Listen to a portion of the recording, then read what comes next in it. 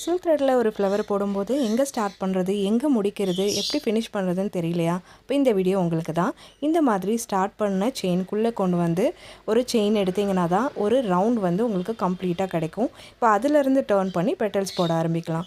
Petals நல்லா deep கர்வியாக வரைஞ்சிருக்கீங்கன்னா சின்ன சின்ன செயின்ஸ் கொடுத்தீங்கன்னா தான் இந்த அளவுக்கு உங்களுக்கு அழகான டேர்னிங் கிடைக்கும். ட்ராயிங் எப்படி பண்ணியிருக்கீங்களோ அதே மாதிரி ஃபினிஷிங்கில் வந்து உங்களுக்கு டிசைன் இருக்கும்.